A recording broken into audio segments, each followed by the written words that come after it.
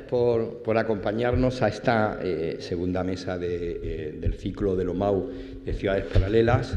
Después de la mesa de la ciudad de los artistas, hoy vamos a charlar en torno a la ciudad de los arquitectos. Vamos a debatir de diferentes conceptos, el concepto de la arquitectura como hábitat familiar y colectivo, las transformaciones de los últimos años, las exigencias a las que los movimientos económicos, sociales, incluso los del cambio climático, están sometiendo a la arquitectura. Hablaremos de arquitectura de autor, abordaremos lógicamente el tema de la fealdad, que está muy de moda a raíz del libro Fernando Rubio. Y no sé si al final, Pedro, habías impreso las páginas de Goita, porque el otro día estuvimos viendo un artículo interesantísimo de 1977 que prácticamente es como una radiografía de la arquitectura y sobre todo del concepto político que estamos viviendo ahora, ¿no? De cómo los políticos tienen ese impulso de hacer una arquitectura a su medida, una especie de legado faraónico frente a una sociedad masa, una sociedad totalmente desprovista de espíritu crítico y con una, dice Goita perfectamente un término que yo mismo he utilizado en algún artículo crítico con el tema local de Málaga, del rascacielos, de la almoneda, utilizan la ciudad y el paisaje como una almoneda de especulación para hacer dinero y hacer su propio criterio. Hablaremos de muchas cosas con los tres invitados que nos acompañan en esta mesa, Meritxell y Naranja. Desde 1995 dirige su propio estudio con la realización de proyectos y obras de espacio público, restauración de patrimonio y equipamientos culturales públicos y privados, entre los que destacan el Archivo del Garraf, obra seleccionada para el Premio FAT 2010, la restauración de la antigua fábrica de la moneda La Seca en Barcelona para la Fundación Brossa, con varios premios nacionales e internacionales y presente en la Bienal de Arquitectura de Venecia de 2012. En el ámbito del espacio público destaca la restauración de las murallas de Vic, seleccionada para el premio FAT 2003. Tiene, como veis, un currículum muy interesante y gracias, Pedro. Y su proyecto de ser tiene mucho que ver, luego lo veremos en la ponencia de entrada que hará ella, un poco con lo que se ha premiado, ¿no?, en el último premio Van der Rohe, ¿no?, de este proyecto de Barcelona, de la nueva vivienda la colectiva, ¿no? A Salvador Moreno Peralta, lo conocéis de sobra aquí, arquitecto, articulista de prensa, humanista. En su trayectoria destaca la construcción de la Facultad de Derecho de Málaga, centros comerciales como el Centro Larios y el Málaga Nostrum. Ha trabajado en la rehabilitación de varios edificios como el Mesón de Rafael y la Ciudadela de Melilla, la Vieja en Melilla, por la cual recibió el Premio Europa Nostra en 1999. Como también sabéis, fue urbanista y destacó su trabajo en el plan de rehabilitación de Trinidad Perchel y el PEGOU de Málaga de 1983, por el que le dieron el Premio Nacional de Urbanismo. Más recientemente ha acometido la peatonalización de la Plaza Costa del Sol de Torremolinos y en la actualidad está haciendo un proyecto muy interesante del que nos hablará un poco en su ponencia, que es un equipamiento social y cultural en Estepona, al lado del Faro, y bueno, con unas referencias literarias y cinematográficas muy interesantes.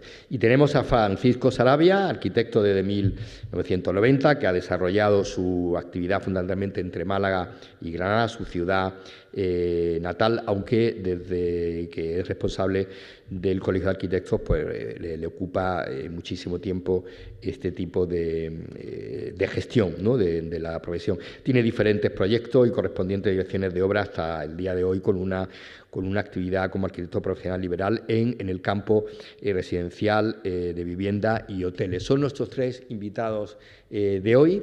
Van a tener cada uno una entrada, una microponencia para situaros un poco en el contexto de la charla, y a partir de ahí iniciaremos el debate, al cual en un momento determinado estaréis lógicamente invitados a participar.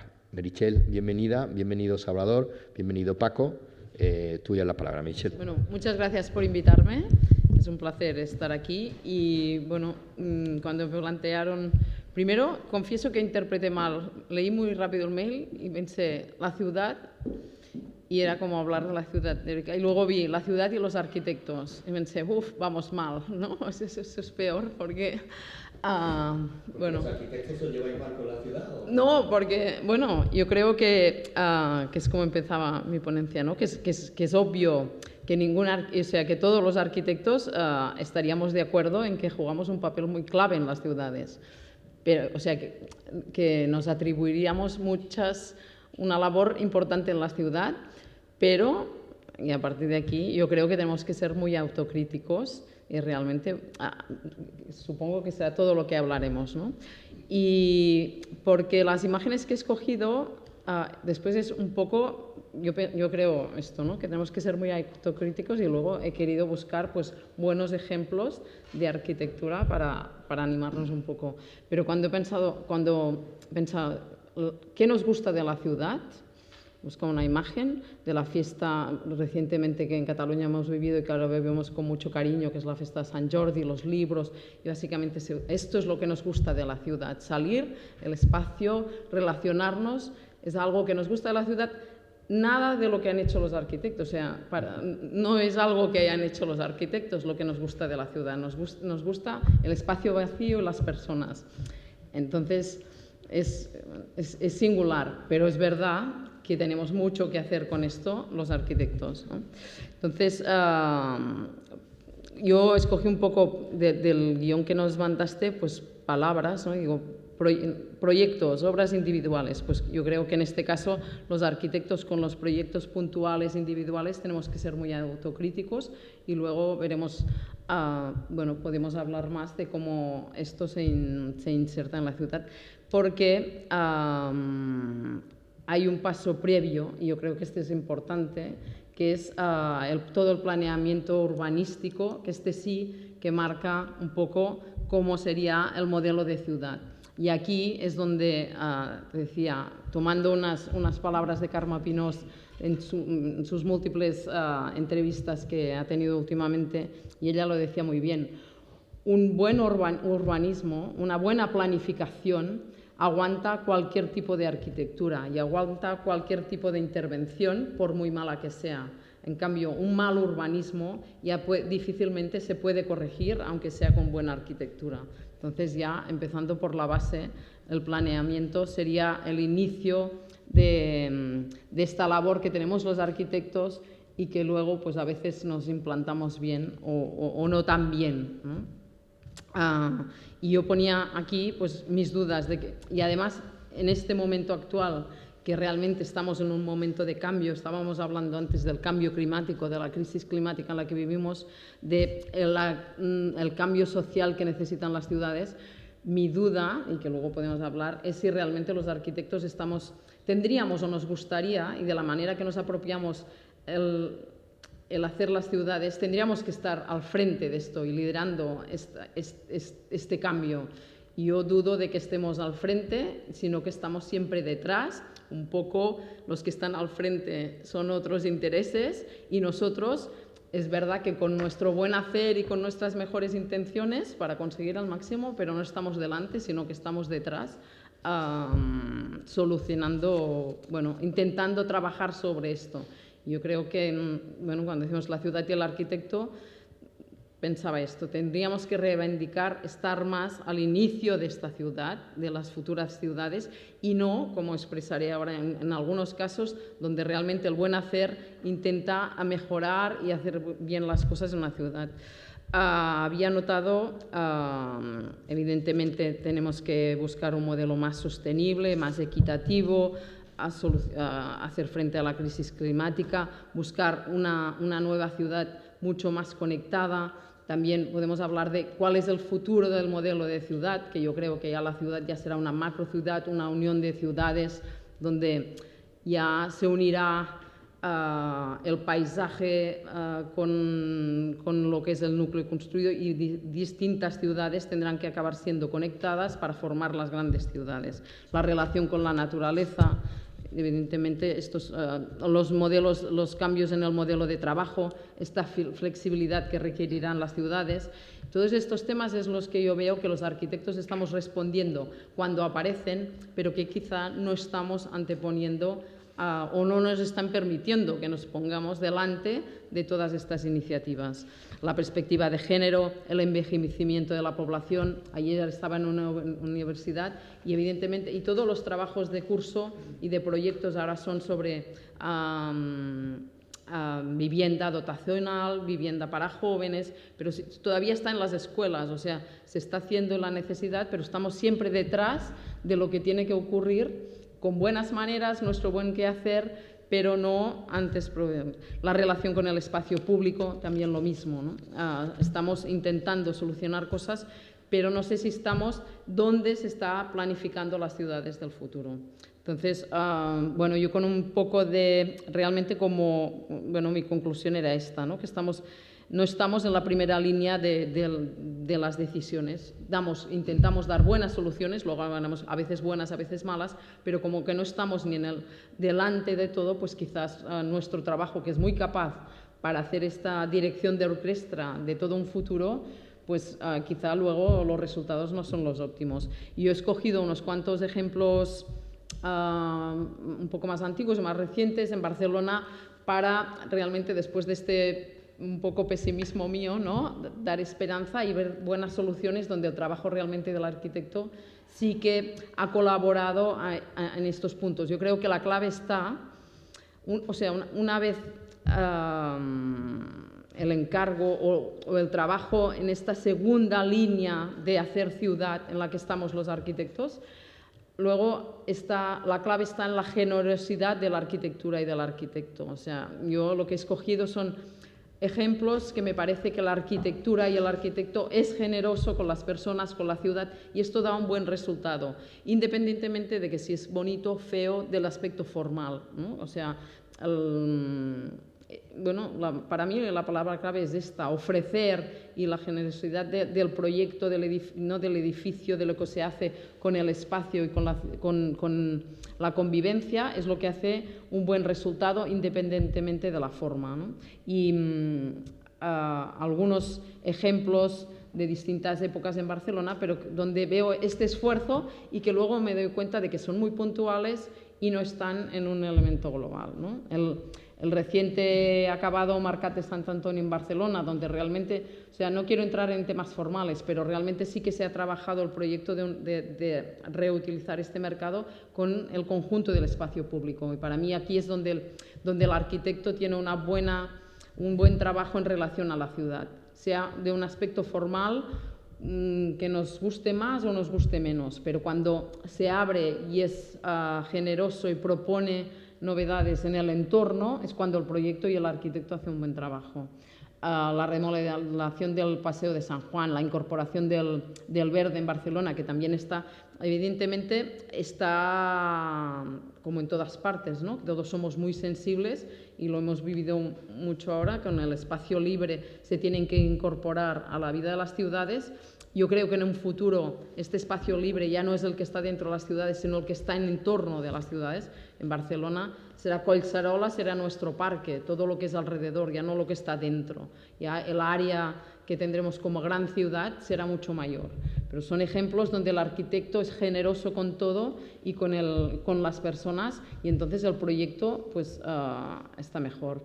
Un pequeño proyecto también muy premiado, que es el del Bosc Cap de Ferro, ¿no? En un barrio de autoconstrucción en la parte alta de Barcelona, de pequeñas construcciones que han sido legalizadas. Y el nuevo proyecto de urbanización no es una imposición nueva, moderna, sino que sigue con la vida de aquella calle, de aquel barrio, y entonces es cuando se convierte en un buen trabajo y una buena aportación del arquitecto. El arquitecto que mejora la pavimentación, pero mantiene esta vida en la calle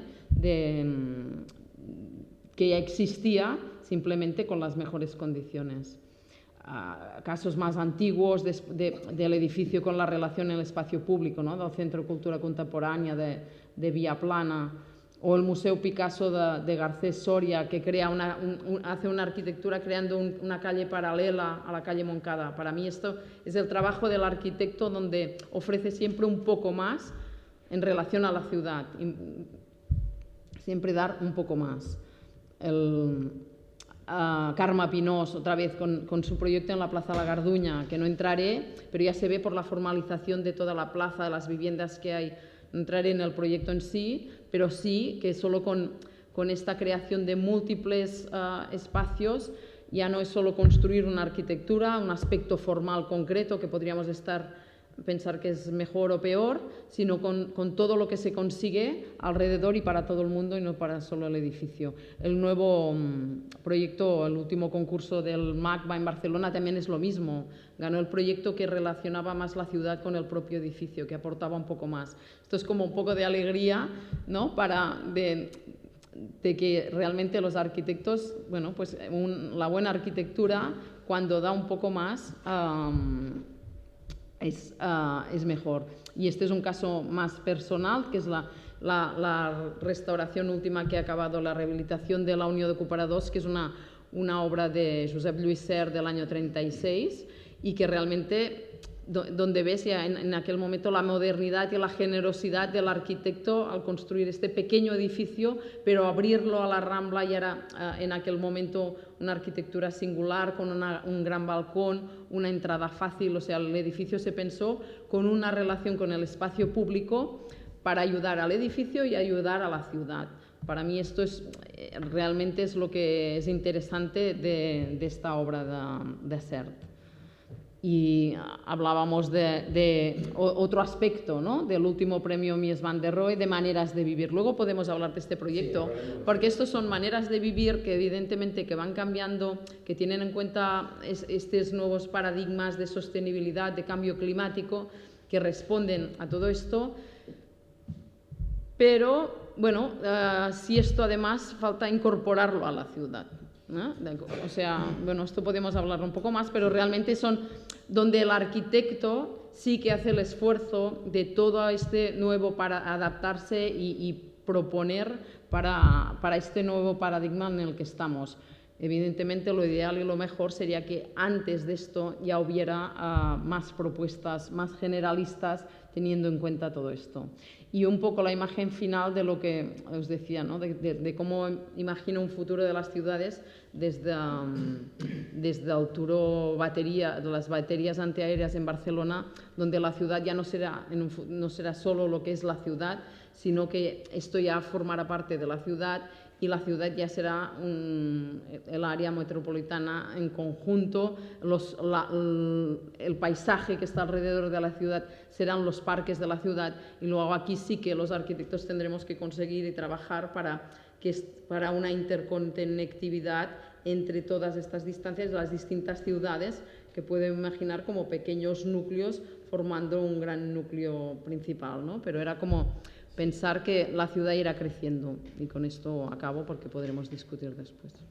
Bien, muchas gracias. Y efectivamente has planteado cosas que van a salir en la mesa. Os voy a pedir que no nos deslicemos más de lo necesario dentro del urbanismo, porque tendremos una mesa específica de la ciudad de los urbanistas. Has dicho un término que me ha gustado mucho, lo de la generosidad del arquitecto y ayudar en la ciudad. De hecho, me ha recordado a un arquitecto muy amigo al que yo creo que casi todos en Málaga echamos de menos y que también hubiese podido estar invitado a esta mesa, que era Carlos Hernández Pecci, y que seguramente le hubiese gustado eso de ayudar a la ciudad, ¿no? El arquitecto tiene la obligación, ¿no? Quizás moral o no, pero de ayudar a la ciudad.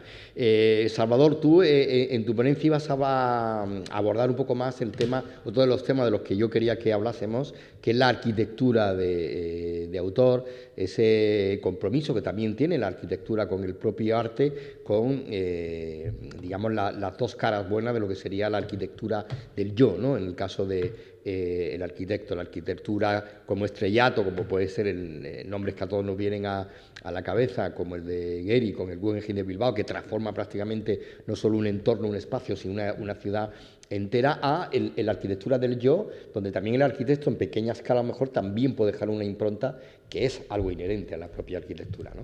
Sin duda. Yo tenía preparado 1000 cosas, pero ya 900 ya las ha dicho Meritxell. Bueno, yo tenía 1000 cosas preparadas, pero tú al final me has dicho que hable de 2. Si vamos a hablar de muchas más, tú no te preocupes, aquí van a salir. Bueno. No, pero está muy bien. A ver.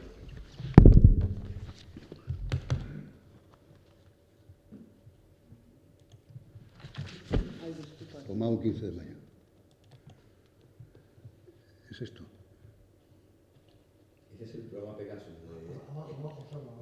Sí, presentación desde el principio. Sí, yo te la había... ¿No? Creo que aquí no era la que había abierto. Sí, estupendo.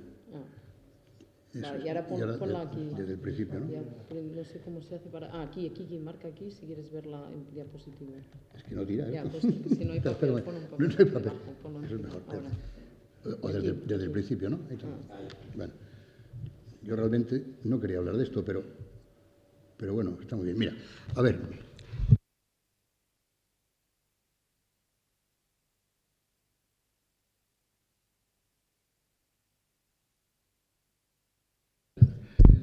Aunque desde el feroz individualismo que aqueja a todos los aspectos de nuestra vida actual, muchos arquitectos intervienen como si fueran los primeros habitantes de los lugares sobre los que actúan, o sus descubridores, ¿no? Como diciendo, el lugar soy yo. Ninguna obra, y menos sobre el espacio público de la colectividad, debiera ser un puro ejercicio formal desvinculado de las condiciones que le preceden, de los mensajes que el lugar emite. Ya hemos visto aquí unas imágenes deliciosas que tienen en cuenta precisamente los mensajes del lugar. Los lugares tienen memoria y emiten mensajes. Hablan, como diría John Ruskin, ¿no?, que no todo el mundo sabe captar, o los captan de una manera intuitiva.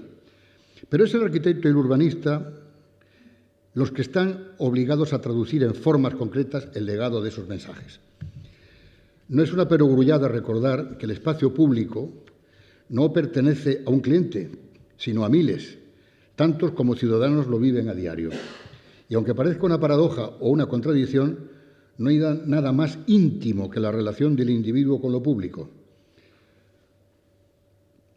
El vínculo que el ciudadano mantiene con su ciudad pertenece a la esfera de lo más privado.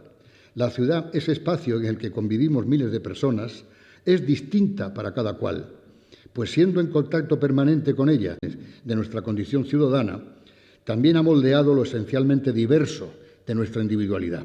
Ya decía Louis Mumford, ¿no?, que el pensamiento toma forma en la ciudad, pero al mismo tiempo las formas urbanas condicionan el pensamiento. De esta forma, cada uno de nosotros podríamos pensar que mi ciudad, con sus luces y sus sombras, es ante todo mía, y por consiguiente debieran pedirme permiso para tocarla.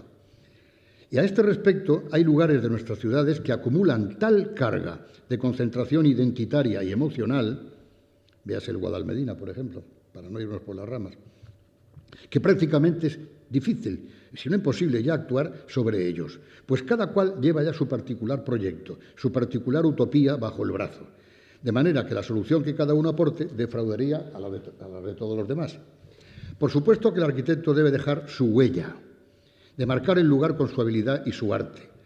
Pero esa habilidad está en la mayor capacidad de responder con su intervención a muchas aspiraciones colectivas y lograr que el ciudadano pueda identificarse con esa huella, incorporándola como propia, de forma que pueda reproducir con lo nuevo el mismo vínculo de propiedad que mantenía con lo antiguo.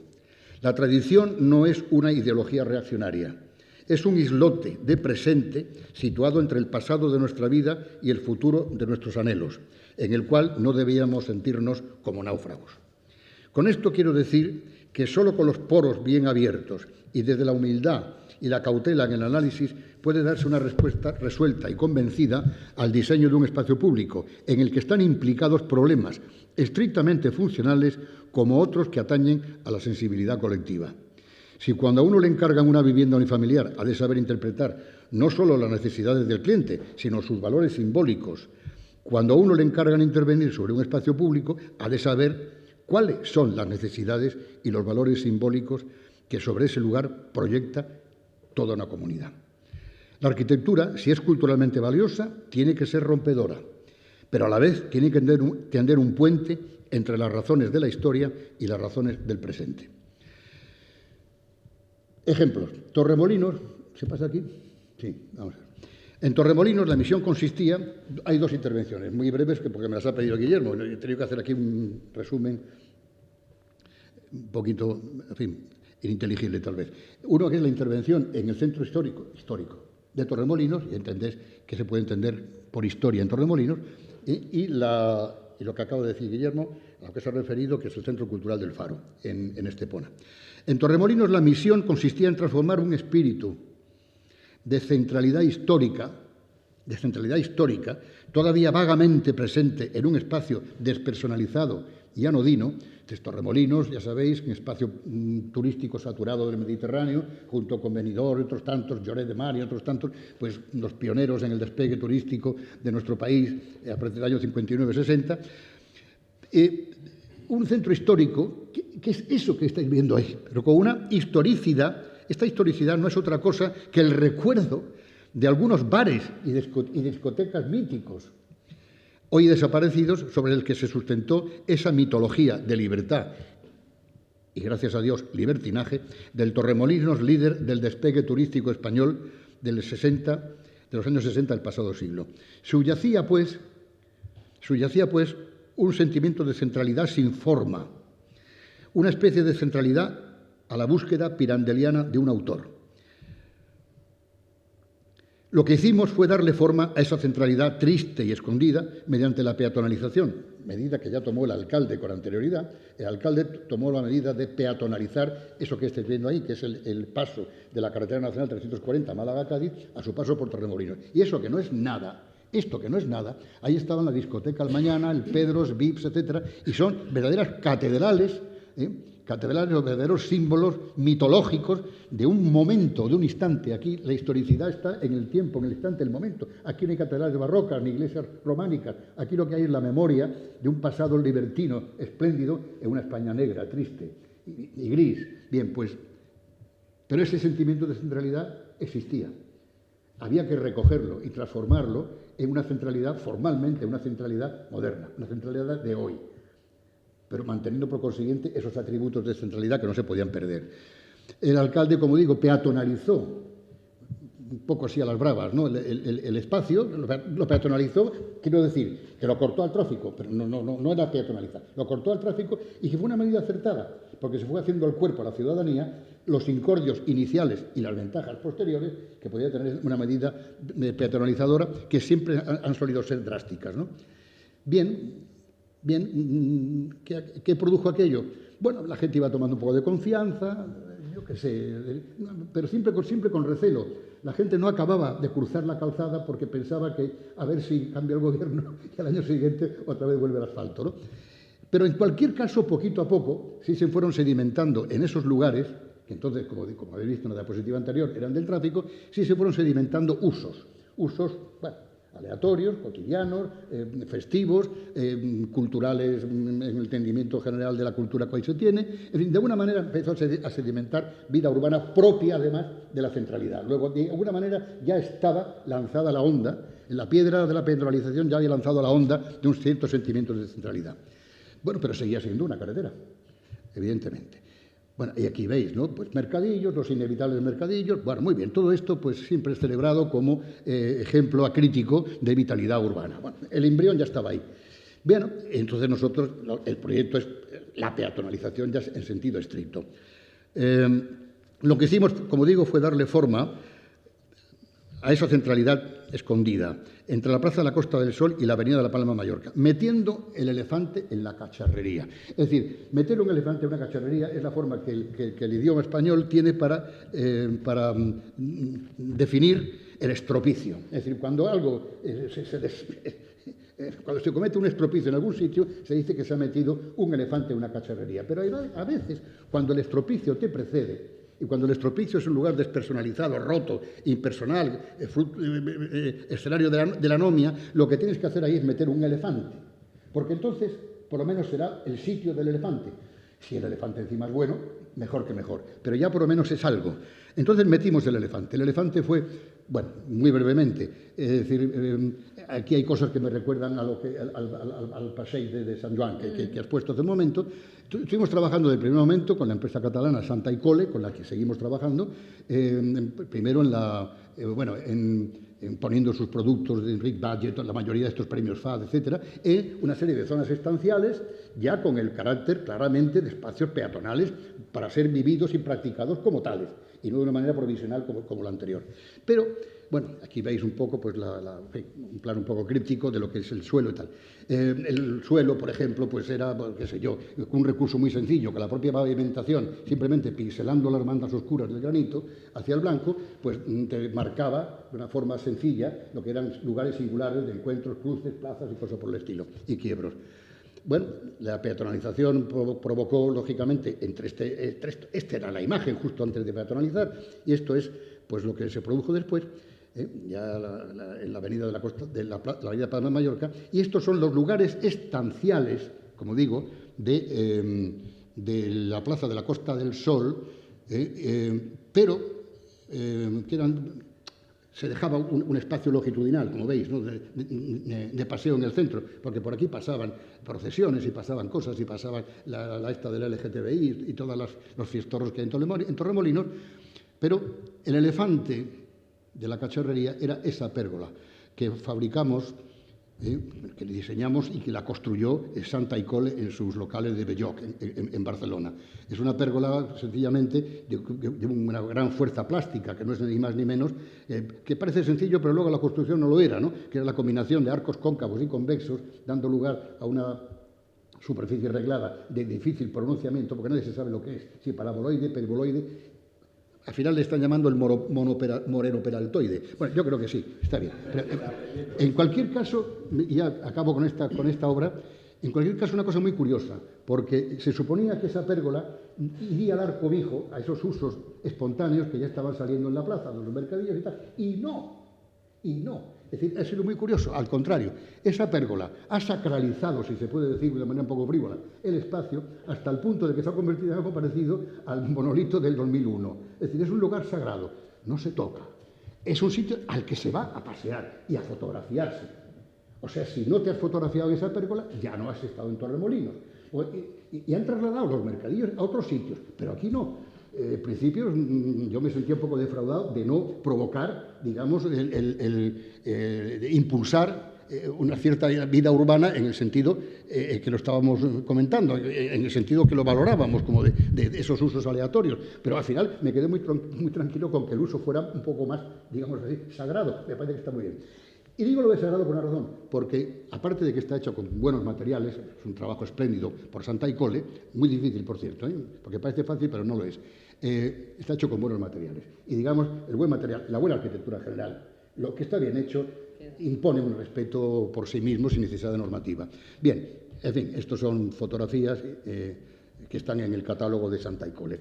Explica lo de la Torre Faro, porque te quedan 3 minutillos para que... 2 minutos. Sí. Bueno, hay algunos efectos, por ejemplo, de trompelel y de trampantojo, como es el hecho de que parece que se va a caer, pero sencillamente que la sombra provoca sobre los pilares unos tal. Bueno, y esto es, bueno, complementado con estatuas de Elena Laverón, nuestra Henry Moore española, y esto es lo del Faro. Bueno, lo que quiero decir con esto es que, a ver, que hay una historia previa que tú eres el encargado de recogerla y dársela, digamos, que al futuro. Pero tú tienes que recoger elementos de la historia anterior. La historia anterior de Torremolinos es esta fútil que acabo de decir, de la memoria de lo que desapareció. Y en el caso del Centro Cultural del Faro, la memoria es más simple. La memoria es que sobre este espacio privilegiado de la Punta de la Rada, junto al Faro de Estepona, aquí el salvaje de Jesús Gil, o su hijo, no sé cuál de los dos era peor, quiso hacer un hotel de 7 plantas longitudinal, ocupando todo lo que es el tramo final de la Avenida de España en la playa de la Rada. Bien, aquello se suspendió, se quedaron esos muros y tal. Bueno, y el nuevo alcalde, el anterior, pues decidió que ese lugar, lógicamente, tenía que ser exactamente lo opuesto. Entonces, un centro cultural, en principio, con un gran compromiso para los arquitectos, pero lo que suele ocurrir, hazme un centro cultural. Coño, dime qué, porque no es lo mismo. No, en fin, un centro cultural polivalente de conservatorio, biblioteca, sala de exposiciones, pero la sala de exposiciones se está convirtiendo en un museo de altos vuelos y que nos está trayendo a mal traer. Pero bueno, a lo que voy es que la historia aquí es muy reciente. Es un barrio de pescadores, una zona marítima estupenda, lo último que queda de Estepona, una playa desde la que se ve Gibraltar y el Monte Hacho, ¿verdad? Y sobre todo la memoria de un desastre urbanístico que se paró. Entonces, habría que devolverlo, antes de puente, hacia algo que esté a la altura, por lo menos que no sea un desdoro de esa iniciativa política ya adoptada. Bueno, entonces lo que es esto que estáis viendo aquí, ¿no? Y aquí lo que hay, bueno, es un eje, el eje de la Avenida de España, el eje longitudinal del barrio de los Pescadores, y el inevitable, el concurso decía que tenía que tener un hito, el inevitable icono. El inevitable icono, que era, lógicamente, un elemento vertical de 12 plantas de altura, pero con la única finalidad de mirador. Me puse a convencer al alcalde de que, oye, un mirador, con los tipos que corren, con 12 plantas te van a correr a gorrazos, llénalo de contenido. Entonces hicieron una excepción y el contenido es sencillamente lo que hay ahí, es una torre vertical de 12,8 por 12,8, un poco en estilo, digamos, piranesiano, si se puede decir de alguna forma, ¿no? O más bien, espero que tienda más a Piranesi que a la película El nombre de la rosa de Jean-Jacques Annaud con su biblioteca. Bien, en cualquier caso, ya está, he superpasado el tiempo y lo único que quiero decir es que, a ver, este es un barrio de pescadores al que se le respeta, ese barrio de pescadores iba a caer, pues ahora ese barrio de pescadores tiene unas vistas estupendas al mar. Es decir, todos son factores, digamos, vamos a decir así, de excelencia, ¿no? Y aquí la única, aparte de esta composición de volúmenes, en donde aparece el conservatorio y no sé qué, y las salas de exposiciones longitudinal y tal, bueno, aquí veis el fotomontaje de lo que puede resultar, ¿no?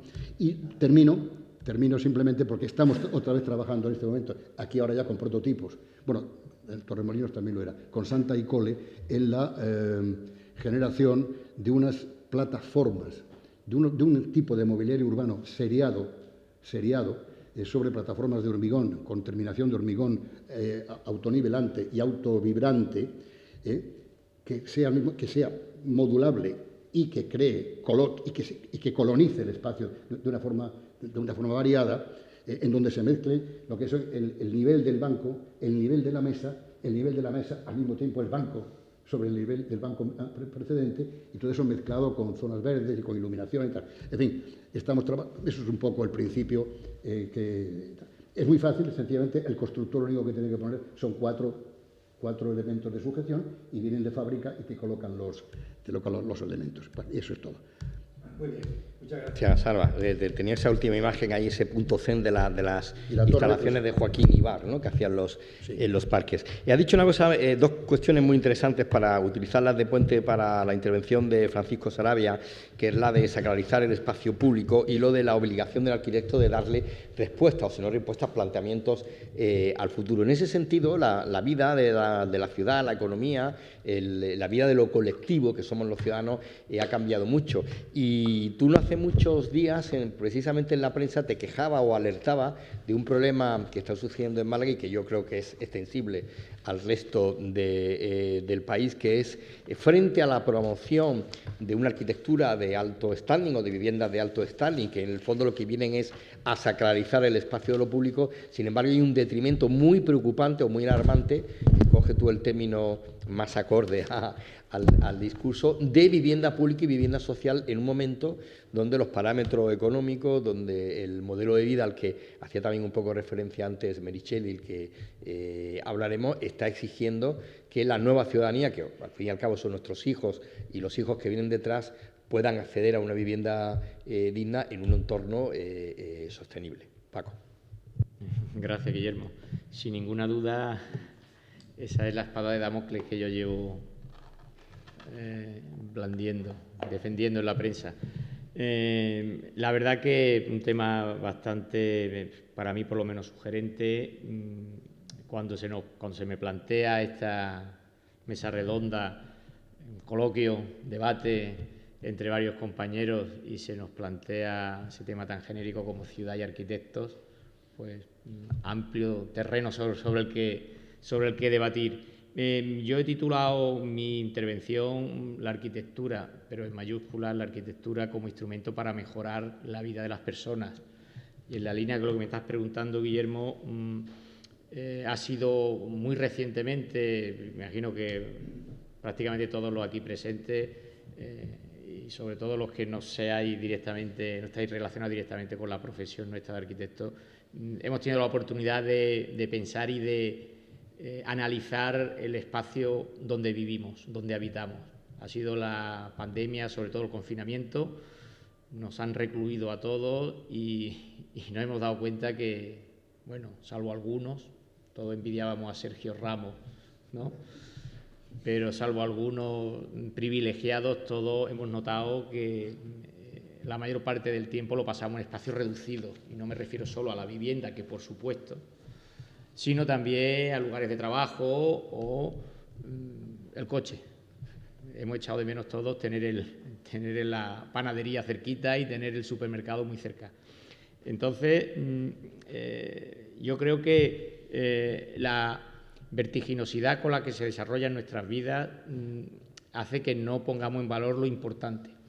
Entonces, la arquitectura, que nace cuando varios individuos de estar viviendo en la naturaleza se cobijan en una cueva hasta nuestros días, lo que pretende, la principal misión que tiene, la función de esa arquitectura con mayúsculas, es dar cobijo, de mejorar las circunstancias de la persona, del individuo, que es lo que nos distingue de otros colectivos de la naturaleza que todavía denominamos animales. Lo que ha llegado hasta nuestros días de esa arquitectura son grandes alardes que empiezan pues muchos miles de años desde este momento con grandes instrumentos arquitectónicos en favor de los faraones, en favor de los dioses terrenales, son instrumentos funerarios. A partir de ahí, el tamaño casi que es lo que ha primado sobre la calidad y sobre el beneficio de las personas. A raíz de ahí, los reyes, los grandes promotores de la historia, la Iglesia Católica en nuestro caso cercano, pero también otro tipo de religiones en Oriente, han sido los que han promovido y han dado lugar a los monumentos arquitectónicos más importantes. Prácticamente hasta que no llega la revolución industrial no se vuelve la mirada sobre el individuo. Los problemas de hacinamiento del aluvión del campo, de personas del campo a las ciudades, no nos trajo la necesidad de analizar la ciudad como el espacio urbano donde desarrollamos nuestras vidas. A continuación, el movimiento moderno también centró algo de sus tesis en este aspecto, pero básicamente, como he dicho, ha sido el confinamiento el que nos ha hecho pensar que tenemos que mirar en la ciudad la función social de la arquitectura, que ha quedado un poco abandonada. En la actualidad, los grandes promotores de arquitectura son las grandes corporaciones. No voy a decir solo fondos, pero grandes corporaciones que rodeándose de grandes arquitectos para mejor lucimiento propio. Yo sé que esto es una cuestión que, aunque lo digo intencionadamente, no es políticamente correcta. Dentro de mi colectivo, todos sabéis que yo represento aquí a los arquitectos, pero sí es cierto que, aunque sea con la boca pequeña, hay que censurar y por matizar la intervención de Salva cuanto a la arquitectura de autor, que por supuesto tengo que defenderla. Defiendo la arquitectura de autor, pero la arquitectura de autor anónima, no la arquitectura de autor estridente, que es la que está viajando por el mundo y es la que aparece en todas las portadas de revistas, y no solo de revistas especializadas. Como digo, la función social de la arquitectura se ha perdido, se ha olvidado la capacidad de transformación que tiene de nuestras sociedades. De hecho, el progreso y el avance de las sociedades del ser humano viene condicionada por la arquitectura. No hay nada que hagamos al cabo del día que no tenga relación con la arquitectura, desde levantarnos, pasear, bajar un ascensor, llevar el niño al colegio, desplazarnos al trabajo, ir a tomar una cerveza, acercarnos a la playa, dar un paseo por el paseo marítimo. Todo tiene que ver con la arquitectura y no le estamos dando la importancia que ello requiere. Se abre el debate, ahora hay herramientas para abrir el debate a la ciudadanía sobre la arquitectura, igual que censuro ese alarde arquitectónico de arquitectos para lucimiento propio que no miran el mejorar a sus ciudadanos, sus conciudadanos. también tenemos que entender que ese debate se está abriendo a la propia ciudadanía. Nos proponía Guillermo varios ítems en el correo que daba pie a esta convocatoria para que se abriera el debate sobre edificios en altura, necesidades de espacio. Se hablaba de ecología, de sostenibilidad en nuestras ciudades, de cómo usamos el espacio público, y yo creo que ahí es donde tenemos que centrarnos. Aunque digo que la función social de la arquitectura se está olvidando, también es cierto que últimamente hay brotes verdes. Hay brotes verdes porque los más recientes premios de arquitectura, los más importantes, los Pritzker, sabemos que están reconociendo arquitectos que defienden esa función social. Hay muchos premios que ofrecen pocas imágenes de edificios de alta tecnología y ofrecen imágenes de individuos, de personas habitando los edificios. Desde ese punto de vista yo tengo que reivindicar desde aquí esa función social y esa capacidad de transformación, porque realmente los protagonistas de la ciudad no somos los arquitectos, no debemos ser los arquitectos, sino los ciudadanos. Son los ciudadanos. Y a los arquitectos eso no se nos debe olvidar. Nosotros somos instrumentos de la sociedad para poder mejorar esas ciudades, para poder mejorar la vida de las personas. La arquitectura es un instrumento para hacer más felices a las personas. Y desde un representante de los arquitectos, independientemente de mi convicción y mi pensamiento, esto estamos para hacer felices a las personas. Y espero que con este punto sobre la mesa y las preguntas que nos haga Guillermo, seguro que vamos a ser capaces de dar luz a muchos de los conflictos que nos va a plantear de esta ciudad. Gracias, Guillermo. Gracias, Paco, y precisamente voy a recoger ese testigo que tú has lanzado, porque yo, como apasionado de arquitectura, siempre, con lo que tú has dicho, que los protagonistas tenemos que ser los ciudadanos, siempre me hace mucha gracia a veces en las infografías como los ciudadanos, en las maquetas, somos peones de ajedrez, figurantes, ¿no? Un poco en lo que nos ha convertido también en alcalde de la ciudad, con la hipertrofia turística, en lugar de ser ciudadanos.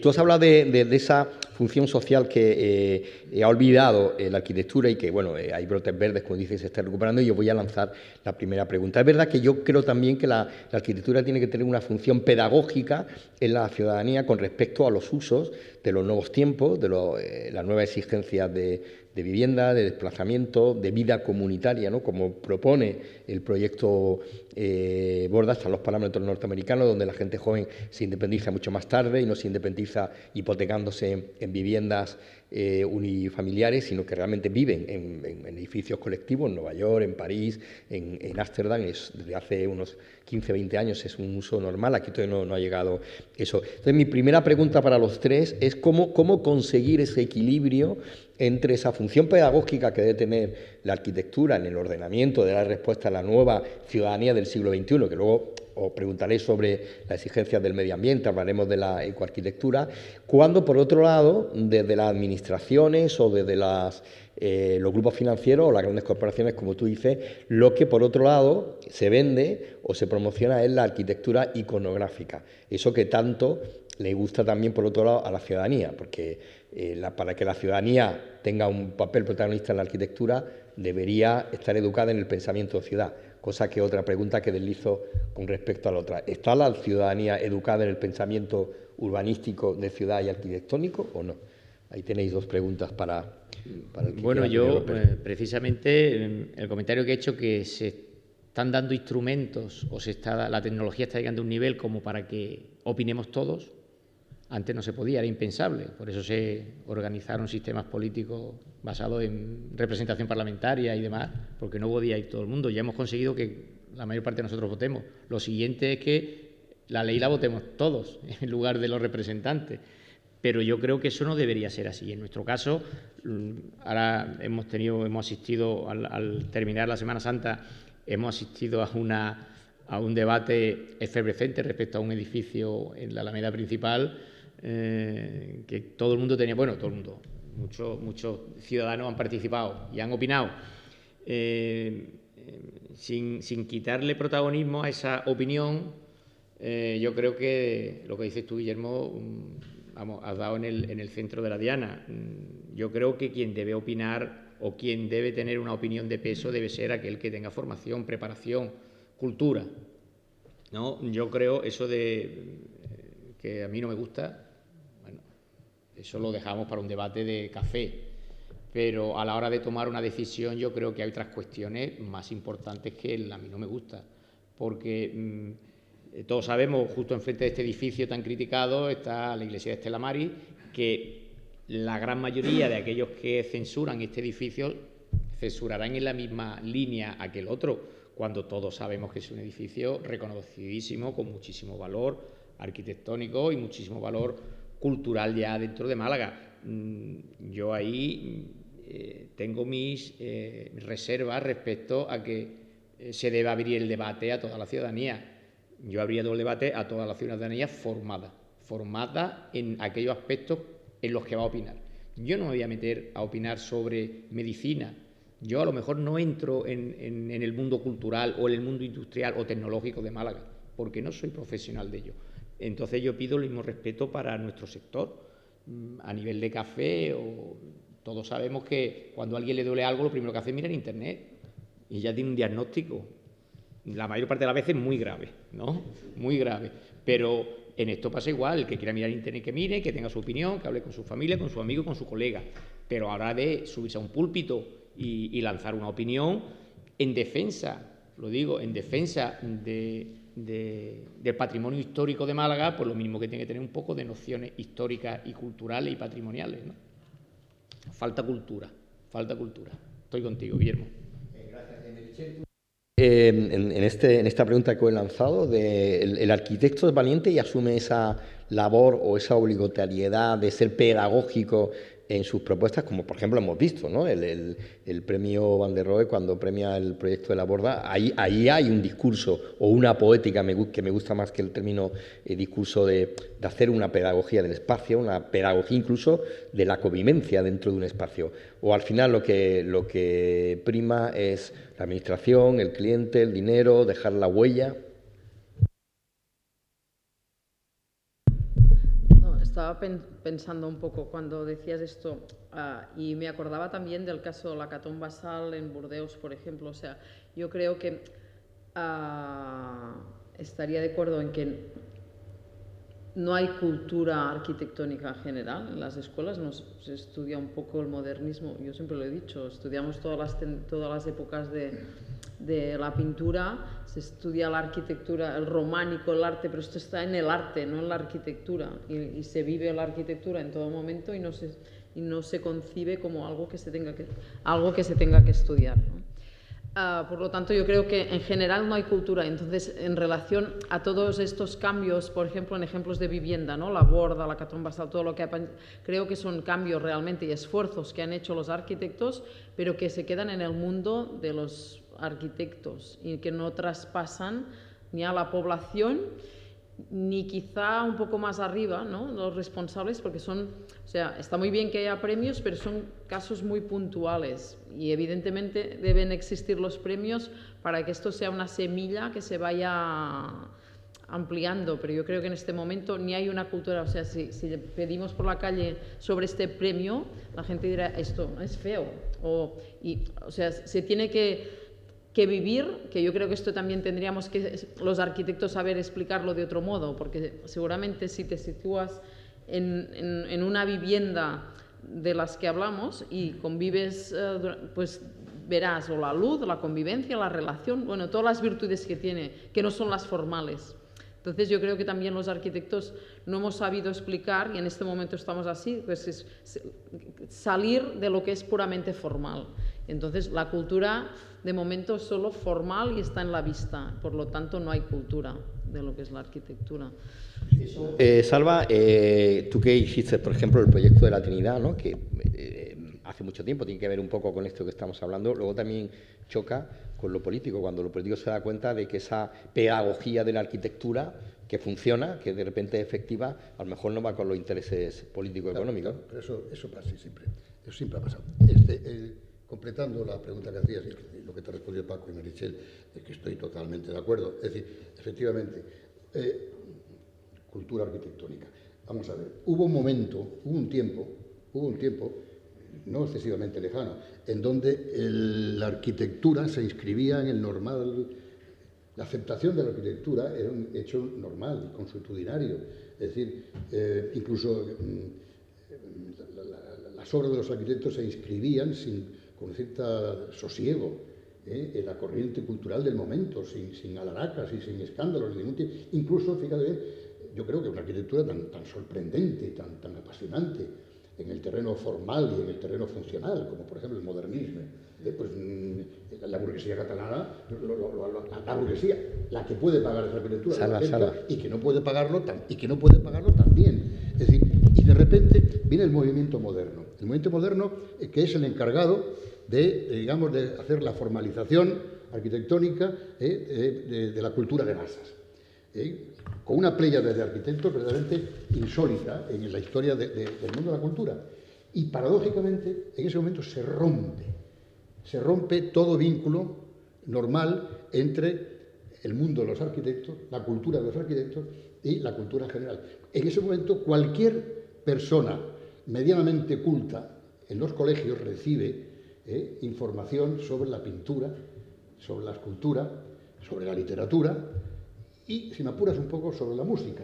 Quizás es bastante menos, pero desde luego nada sobre arquitectura. Y eso, a pesar de que no es un arte externo, por decirlo de alguna manera, es el arte en el cual tú estás viviendo, porque conforma los hábitats en los que se desarrolla la vida humana. Y a partir de ese momento se produce una escisión insalvable entre, y da sentido al título de tu charla, de la mesa, la ciudad de los arquitectos.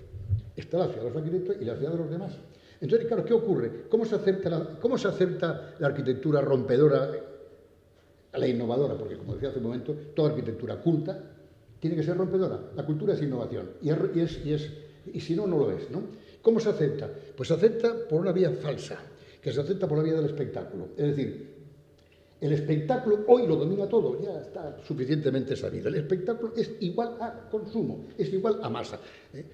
El gran monumento de la cultura de masa es el espectáculo, bajo las formas que queramos, ya sea desde una cantante que se pone un pelo no sé qué, desde un futbolista que se peina como la serie de los vikingos, o ya sea un artefacto cuya característica, un artefacto arquitectónico cuya característica y cuyo mérito es ser distinto al otro.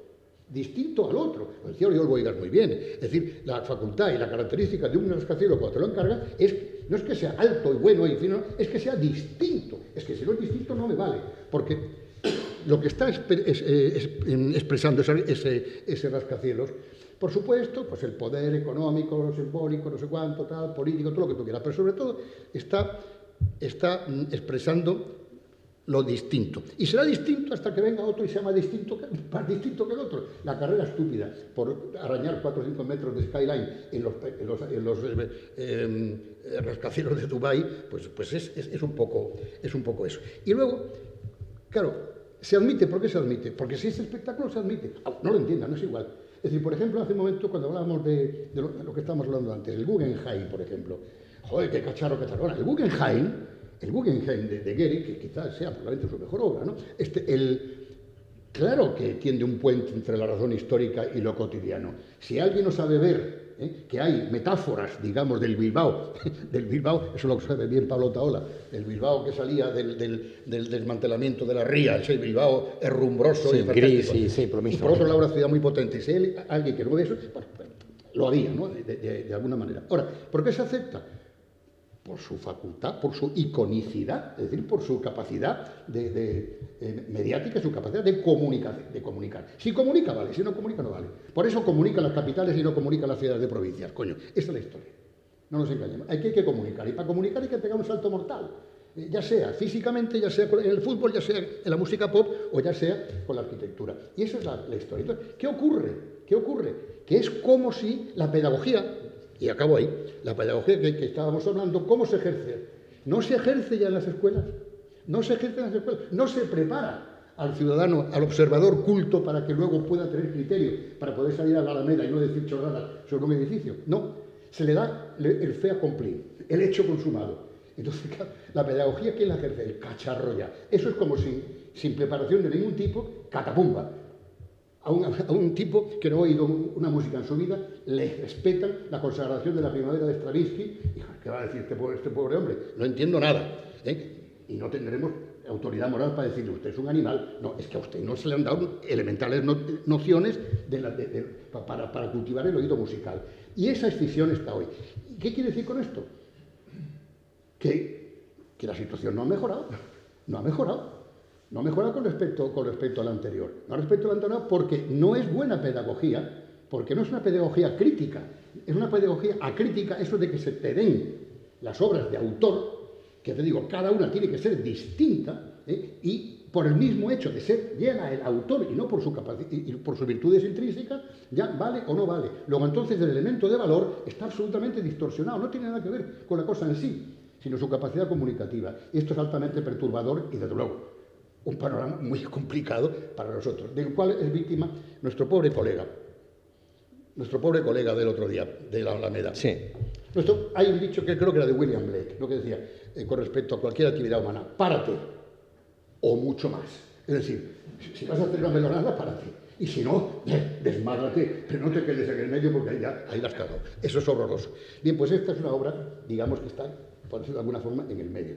No ha sabido arrostrar el compromiso de hacer una obra moderna, rabiosamente moderna, porque tendría que hacerlo, pero tendiendo el puente sobre los mensajes de la historia del centro de Málaga decimonónico y con la modernidad. Y eso es que es muy difícil para cualquiera, pero sobre todo es muy difícil pretender que alguien te lo entienda. Pero en cualquier caso, la ciudadanía en los últimos años, al menos en Málaga, y me imagino que extrapolar a cualquier sitio, se apasiona con la arquitectura. Es decir, hubo polémica con el edificio de Moneo, desde la perspectiva que decía Paco, ¿no? Me gusta, estoy a favor o no, por cuestiones sentimentales o cuestiones puramente del entorno, ¿no? Del espacio. Lo tenemos con el rascacielos, lo tuvimos con la Mundial y recientemente con el ejemplo de la Alameda, sin un criterio fijo y un criterio con un diagnóstico oculto, pero a la gente le interesa. Lo mismo que en ese sentido, ese hombre masa del que hablaba Goita en 1977, se le desplaza prácticamente a lo que estamos hablando de esa diferencia entre la arquitectura de autor, que puede ser la transformación del Guggenheim del barrio de atrás, que es era un barrio conflictivo, era un barrio desarmado, y se le regenera la vida, incluso le llega hasta dar vida al Museo de Bellas Artes, que estaba que estaba muerto detrás, ¿no? O por ejemplo el mercado del Borne, ¿no? Cómo transforma una zona que era conflictiva, marginal, delictiva, donde adentrarte allí era peligroso porque lo más seguro era que te atracasen. Frente a esa otra arquitectura que se está poniendo muy en valor en Málaga desde la verticalidad, que es transformar el paisaje en la bahía con el famoso rascacielos, el Tomahawk que quieren poner en la bahía. Hablaremos del paisaje porque además hoy Pedro Marín escribió un artículo muy interesante del Sur donde hablaba el concepto que hay ahora de la naturaleza como espacio vacío, ¿no? Como un espacio que está vacío y por tanto hay que ocuparlo, ¿no? Aunque sea de manera impositiva, sobre todo, ¿no? Porque luego al final la gente viaja a Chicago para ver rascacielos, viaja al Guggenheim para ver el Guggenheim, y aquí grandes defensores del rascacielos de la bahía dicen que es que va a venir gente de fuera a venir a ver el rascacielos de la bahía de Málaga. ¿Cómo los arquitectos tomáis conciencia crítica frente a eso? Porque a veces, en todos esos debates, yo como periodista cultural, que sigo de cerca, como bien sabéis todos, la arquitectura, a veces echo de menos, salvando excepciones, más posicionamiento por parte de los arquitectos. A veces me da la sensación que es como un sí pero no, no pero sí. No veo ese apasionamiento por el que te viene el guardaespaldas de alguien y te dice, a ver qué pasa aquí. A ver. Bueno, está claro. Si el apasionamiento se pudiera medir porcentualmente, porque yo aquí... El apasionamiento hay que vivirlo siempre, sí, en todos los sentidos, pero, si no estamos muertos. Pero está claro, a título individual. Yo creo que aquí en esta mesa, bueno, no sé Meritxell, pero del resto no va a haber ninguna duda sobre su posicionamiento. El nuestro está por escrito y está reflejado. En cuanto al apasionamiento, yo tengo unos cuantos que están a favor y otros pocos que están en contra, y muchos de ellos que no hablan. La verdad que yo, abusando de ser reiterativo en mi intervención anterior, pues yo no le encuentro a ese artefacto, por ser amable, ¿no?, con el término y que lo ha empleado Salva, al artefacto o al edificio que se va a construir o que se pretende construir en el puerto, el rascacielos, pues no le ve mucho beneficio a la ciudadanía, más allá de 120 o 130 millones de euros de inversión que va a haber.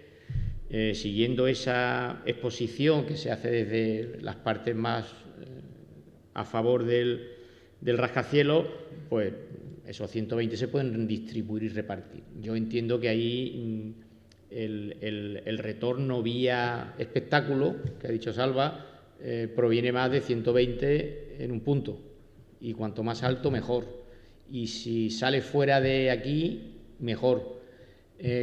Cuando Málaga siempre se ha caracterizado por la serenidad y la tranquilidad en todos los términos, salvo ahora con el turismo, que tal vez estamos abusando de la estridencia, ¿no? en esos términos, que también sería criticable, y supongo que habrá una mesa, bueno, criticable no, perdón, censurable.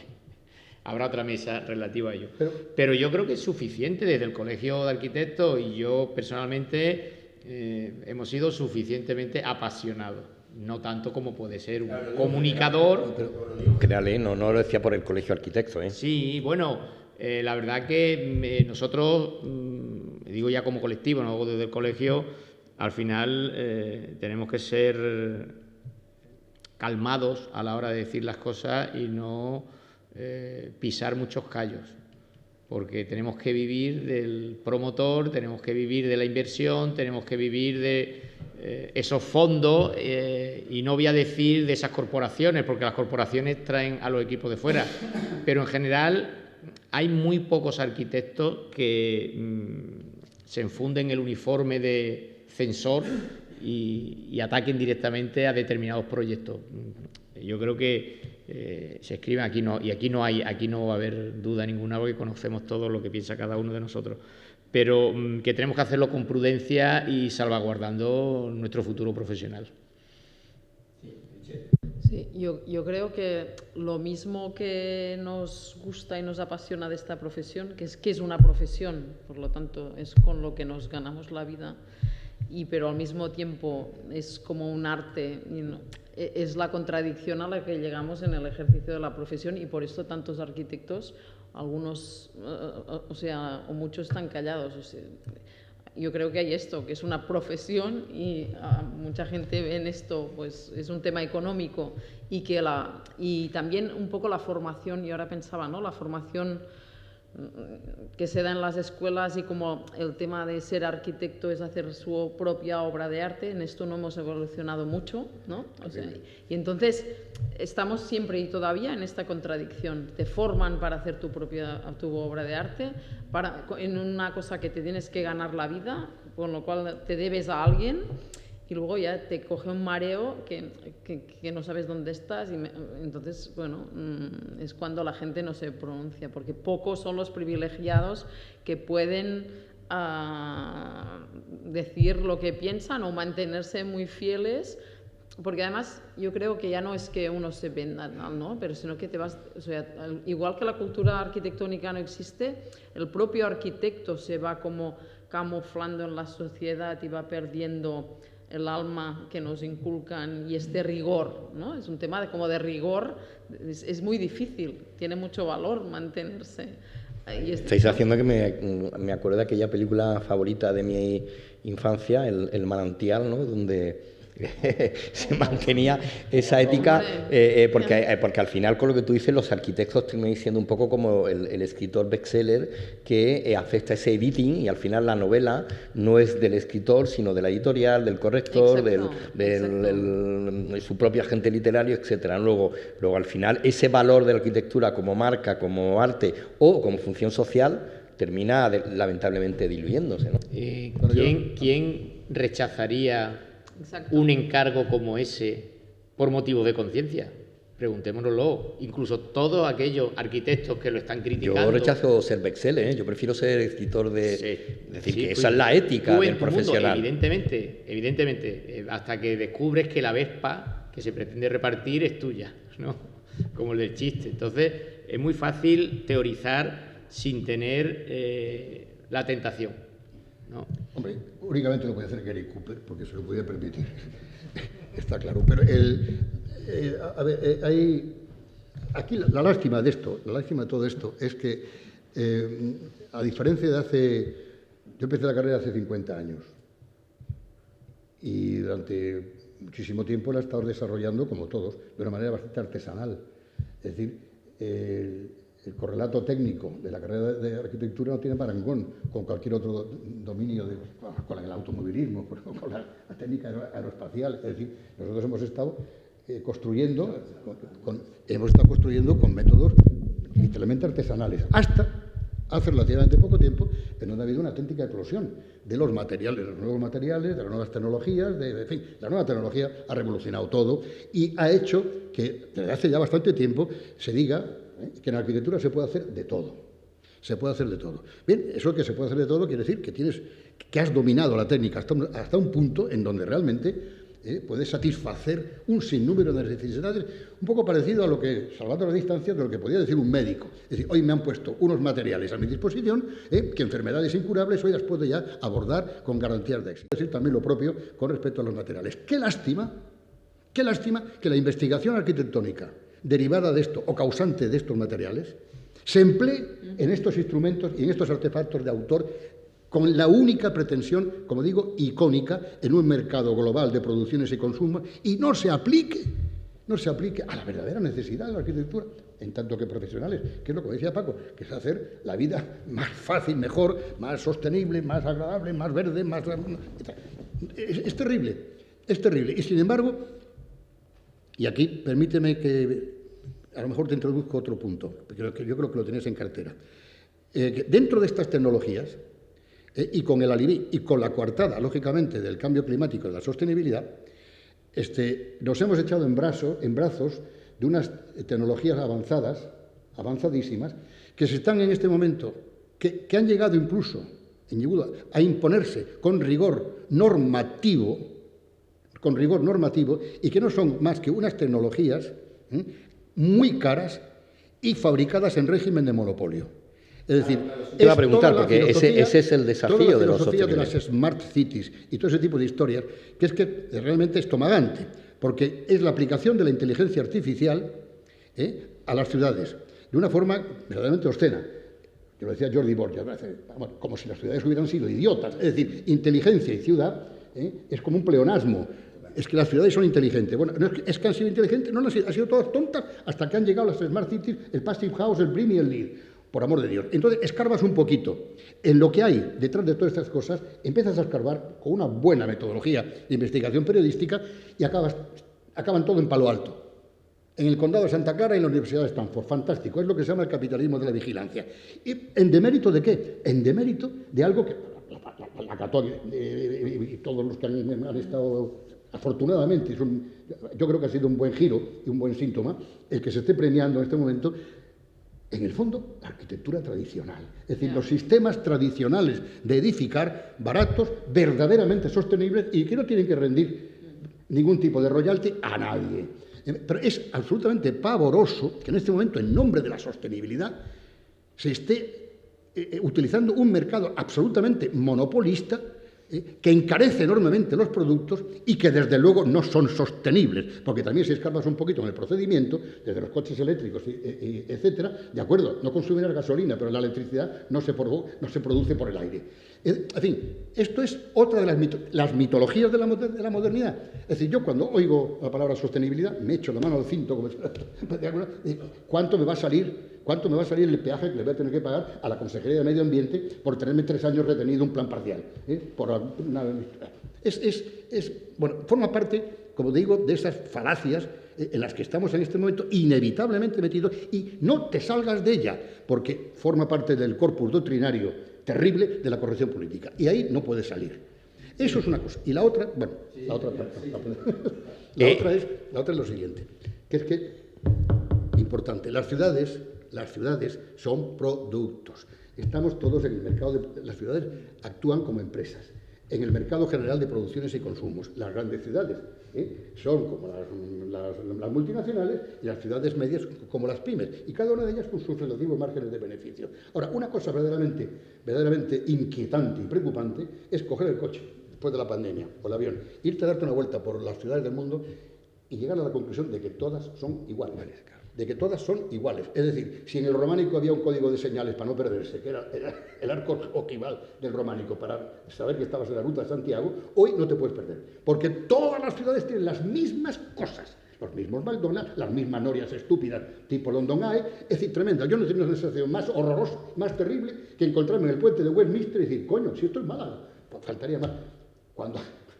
No tienes el Guadalmedina allí, Salvador. No tienes el Guadalmedina. Ya verás tú, el día que salga el Guadalmedina, pues se parecerá a algo. Pero te puedo asegurar que no será un Guadalmedina general. Hablaremos, le voy a dar la palabra a Pedro, que lleva ahí un rato que quiere preguntar, que intervenir. Hablaremos de eso que has dicho tú, porque el ejemplo del premio Van der Rohe a la Borda es eso, es un edificio con material donde explica muy bien el equilibrio de lo sostenible, tanto los materiales como la energía, la autosuficiencia energética que tenía el proyecto. Aquel proyecto del año, me parece del año 44 de Esquer, ¿no?, de la arquitectura solar, ¿no? Vamos a utilizar el sol, que parece que es hacia lo que vamos ahora, que os preguntaré sobre eso, sobre la arquitectura verde o la ecoarquitectura, y sin embargo ya en 1944 se hablaba de ese proyecto. Pedro, tú querías hacer una pregunta. Sí, en una magnitud realmente brutal. Había arquitectos que se peleaban por trabajar con Jesús Gil en Marbella o en Estepona, y nadie se arrepiente de nada. Si una zona verde se recalifica como residencial, por ejemplo, como comercial, y se hace un concurso, seguro que se presentan 80.000 para tratar de sacar el proyecto adelante, ¿no? Entonces yo creo que los escrúpulos a veces son bastante escasos. Claro, gracias por esa... Te va a responder Paco, pero precisamente de eso hemos ido deslizando algunas cosas, ¿no? Cuando Paco, por ejemplo, hablaba, Meritxell y Paco, de la generosidad del arquitecto con respecto a la ciudad y a la arquitectura, y cuando yo, por ejemplo, les decía antes lo de que sí, que es una profesión de la que tú vives, pero que el arquitecto tiene que ser ético, igual que tiene que serlo el periodista o tiene que serlo el profesional de cualquier edición, porque para venderse todo el mundo se vende porque quiere vivir mejor, pero la ética tiene que ir por delante, que tiene que ver con eso, ¿no? Paco, pero tú querías responder. Bueno, yo me venía muy relajado, venía muy tranquilo, Pedro, pero me voy a tirar a la yugular, me va a perdonar. El poquito apasionamiento que me puede quedar a mí me brota ahora para oponerme frontalmente a tus comentarios. Y menos mal que he intervenido ya y he hablado en contra de esos arquitectos que trabajan para lucimiento propio. Entonces, no puedo estar más en desacuerdo con lo que has dicho, porque, y ya aludo a un hecho que está en nuestros libros de historia, que es la burbuja inmobiliaria, que aunque fue a nivel nacional, yo creo que fue aquí en Marbella, en la Costa del Sol, y propiciado por Gil, al que tú has aludido, que fue un término que está acuñado y ya yo creo que estará hasta en el diccionario, ¿no? Y reconociendo que hay arquitectos que sí, que alicatan cualquier montecito que encuentren cerca, pero yo creo que no somos los responsables ni lo hemos sido. Y si a alguien hay que tacharlo de falto de ética, no deben ser a los arquitectos. Se nos ha demonizado y nosotros no hemos sido más que un engranaje, una pieza más dentro de esa maquinaria. Yo casi que me atrevería a decir, con la boca pequeña, del estado del bienestar, que antes se ha comentado del exceso de consumo, que hay que fomentar el consumo. No sé por qué hay que cambiar de coche cada 4 años y el coche funciona, pero sabemos que las fábricas de coches tienen que generar beneficios para poder pagar las nóminas de sus empleados, que a su vez van al cine, y los del cine a su vez toman cerveza en el bar. Yo creo que tenemos que ser un poco honestos y tenemos que reconocer que no han sido los arquitectos los que se han lucrado. El arquitecto era una figura necesaria, porque sin arquitectos no había mega obras, no había urbanizaciones, no había consumo de territorio, pero yo creo que todo esto hay que buscarlo también, este crecimiento desaforado y ese consumo de territorio indeseable, hay que buscarlo en el modelo del chalet adosado, y casi el mirarnos en esa macro ciudad americana, de que coge el coche para ir al colegio a 30 kilómetros, de ciudad extensiva, que no sé por qué se nos ha dado aquí en en nuestro mundo, cuando digo nuestro mundo, Europa hemos vivido siempre en las ciudades compactas, que se han demostrado, llevan miles de años, y yo creo que salió el adosado y venga a faltar monte, pero tengo que defender a los arquitectos porque no hemos sido nosotros los responsables, perdona Pedro. Bien, gracias Paco. Michel. No, yo estaría en lo mismo, o sea, que es un problema de sociedad. Yo haría una pregunta, es las compañías de low cost, ¿de quién es la culpa? Que son lo más insostenible, que durante la pandemia dijimos que esto dejaría de existir. ¿Del que la inventó o de nosotros que subimos al avión? Entonces, en la arquitectura, en lo que se ha hecho, en lo que se ha destrozado, todos somos cómplices. De acuerdo que, o sea, todos somos cómplices y evidentemente hay unos técnicos que somos los arquitectos o unos conocedores que sabemos del tema y quizás, pero todos, porque uno promueve, el otro lo hace, el otro lo compra, el otro vive. Yo creo que es un tema global que como sociedad somos cómplices todos. Sí, Salva. A ver, yo creo que el arquitecto tiene la absoluta obligación de lucirse. Tiene la absoluta obligación de lucirse. ¿Cómo que no? Cuando el tío que sale al campo de fútbol a jugar al fútbol, se quiere lucir. Todo el mundo se quiere lucir. Hay que relativizar el término de lucimiento. Un cirujano luciéndose no quiere decir que haga juego de malabares con el bisturí, sino que opere bien y que le salga el paciente vivo. Pero uno tiene la obligación de lucirse. Es decir, si a mí una obra, de las pocas que ya me quedan, no me permite, a mi modo de ver, y con las limitaciones enormes que en esta profesión se tienen, si no me permiten, y si no tengo yo el estímulo de lucirme a mí mismo, que me guste a mí antes que a nadie, pues te puedo asegurar que es que se genera un mecanismo interno donde esa obra poco a poco se va abandonando y probablemente hasta se rechace. Uno tiene la obligación de lucirse. Ahora bien, lo que pasa es que lucirse en la arquitectura es muy difícil, dificilísimo. Dificilísimo por estas cosas que he intentado decir de una manera un poco atropellada. Es decir, es que estamos recogiendo y traduciendo formalmente cosas muy complicadas. Si estás haciendo un chalet para un cliente... Yo recuerdo una cliente marbellí, cuando yo era jovencito, y digo, a ver, querida amiga, ¿qué programa quieres de lugar? Ay, Salvador, ¿programa? ¿Qué es eso de programa? Ah, no, me tienes que psicoanalizar. Quería otra cosa. Pero, quiero decir, ahí va la que me ha caído. Entonces, en el fondo, esta señora no estaba bien de la cabeza y tenía intenciones perversas. Pero en el fondo estaba expresando algo ajustado. Claro, porque es que yo ahora tenía que poner en pie, en muros y tejados, tenía que poner sus fantasías, ¿no? Es un poco eso. Y eso ocurre con todo el mundo. Todos los clientes tienen una fantasía. El alcalde, cuando te encarga algo, o una corporación, cuando te encarga algo, o cuando te encargan un rascacielos, hay un tycoon, un magnate que tiene una fantasía. O una señora, o un señor que tiene una fantasía. Y la tienes que vehicular. Y la tienes que encauzar hacia lo que a ti te guste. Honestamente. Bueno, el problema es lo que habéis dicho, y no podemos estar más que todos de acuerdo. Es decir, y viene un poco al hilo, porque tiene actualidad, con motivo del librito dichoso de la España fea. De la España fea de este señor, englosado por Muñoz Molina en El País, y por mi querido amigo y compañero de colegio Víctor López Cotelo. ¿Qué pasa, señores míos? ¿Acaban de descubrir ustedes que España es fea? Vaya descubrimiento, hombre, vaya descubrimiento. ¿Y qué pasa? ¿Que la España es fea por los arquitectos? Pero, oiga, vamos a ver. Que aquí confluyen un montón de cosas, concurren un montón de cosas. Situación económica, anhelos cívicos y de un país entero, estrategias de desarrollo económico. Es decir, la caraba. Un país negro y acomplejado, que en el año 59, con el plan de estabilización, sale y se tiene que abrir a Europa, y que pasa de la alpargata a 600, como la obra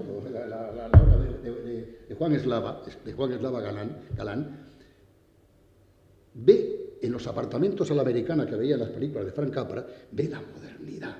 En un frigidier, porque antes era una neverita con hielo, ve la modernidad. El 600 provoca una liberación de las costumbres absolutamente revolucionaria que acaba... ¿Sabes dónde acaba el 600? Acaba con el franquismo. Bueno, todas estas cosas están percutiendo sobre la arquitectura. Y debo decir algo. que la primera arquitectura que se hace al socaire de esa explosión y de esa, quieras que no, apertura controlada hacia un mundo con el cual nos teníamos que comparar, esa primera arquitectura todavía está en la onda de cuando todavía se sabía arquitectura. Es buenísima. Y es buenísima. Es la que hablabas, fíjate Coder, años fíjate, 60, claro, 50, fíjate 60, Coder, es fíjate Sostres, fíjate en Cataluña, Sí. fíjate Oriol, fíjate en Madrid, pues Ruiz de la Prada, fíjate Javier Carvajal, fíjate, por favor, una arquitectura magnífica, magnífica, magnífica, magnífica. Luego, ¿qué pasa? Que no se trataba de eso solo, se trataba de que había que hacer caja. Había que hacer caja, una caja enorme para sacar un país de la miseria. Y si ahora, vamos a ver, y en esas condiciones, con una escuela que era lo que era y con la que es ahora, pídele tú a la sociedad que encima sea culta para entender y para poder asimilar algo a la que no se le ha preparado en absoluta. Es que el caldo de cultivo está preparado para que esto sea un desastre. Ahora, termino. Sí. ¿Y cuál es el proceso? De la noche a la mañana, como si se nacieran setas por las cuales se construye el Algarrobico. Se ha construido el Algarrobico como una seta. El Algarrobico sigue ahí, con una sentencia hace 15 años. Y es una auténtica salvajada. Una auténtica salvajada. Yo muchas veces miro lo del Algarrobico y digo, ¿pero qué tenía este tío en la cabeza? O sea, ¿cómo será la cara del arquitecto que ha hecho esto? ¿Es un señor con 2 patas y con 2 piernas y con 2 manos como nosotros? Pues sí, pero ¿qué imaginario debería tener en la cabeza para considerar que esa obra seguro que está hecha a total satisfacción suya? Y por supuesto con las exigencias del cliente. ¿Qué es lo que tiene en la cabeza? ¿Qué diferencia hay entre ese señor y yo, por ejemplo? Una diferencia abismal, abismal.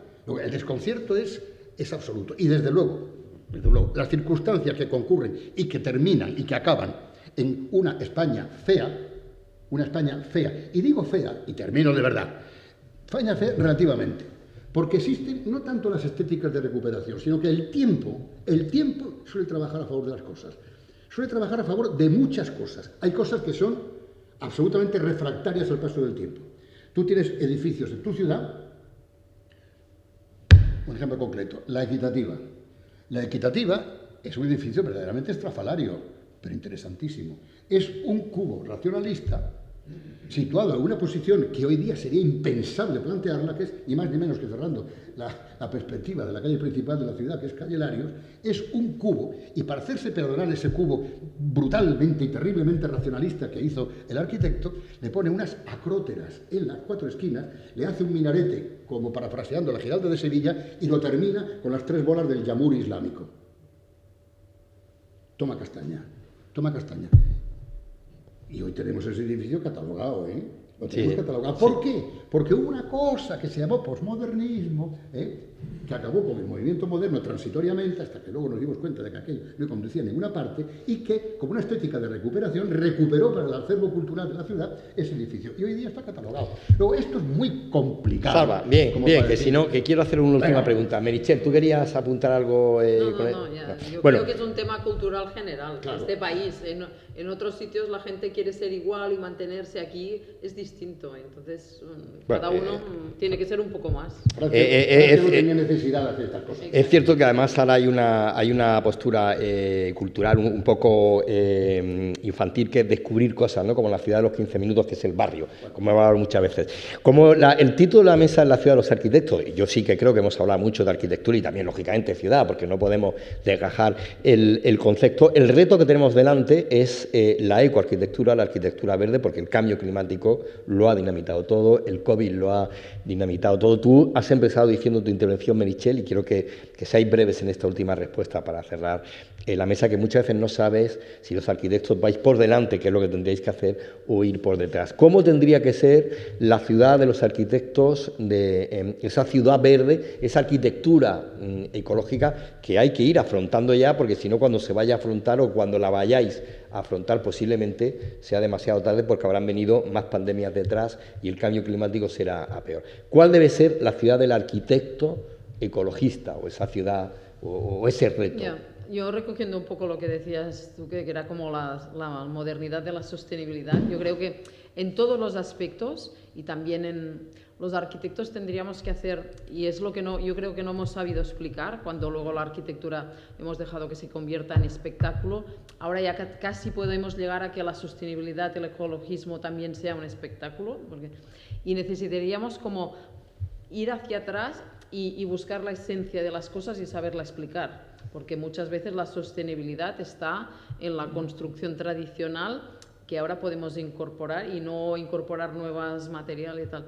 Y yo creo que tendríamos que hacer esta doble lectura, ¿no? De avanzar y al mismo tiempo ir hacia atrás, o sea, y volver otra vez a explicar la arquitectura tradicional que tenía todas estas cosas buenas y sostenibles y que tenían en cuenta el entorno, o sea, no tienes, o sea, una casa Passive House que te expliquen evidentemente que tiene las ventanas bien orientadas, pero es que hemos pasado lo que pasa que como nuevos ricos hemos hecho todo lo contrario. Ahora le llamamos Passive House. Exacto. Entonces, ¿no? Esto era como lo del Feng Shui, ¿no? De colocar, dices, bueno, si cualquier... No orientes al norte. Exacto, si esto se ha hecho en toda la vida, en toda la construcción rural. Entonces yo creo que tenemos que ir...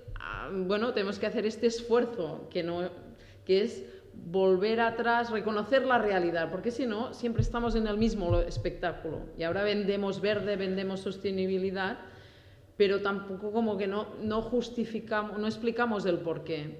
Yo al menos en mi experiencia, cuando he explicado a mis clientes la realidad de lo que es sostenible, dicen, es verdad, mi abuelo que vivía en el campo, esto ya lo hacían así, ¿no? Y es que teníamos que haber continuado con esto y estaríamos mucho mejor.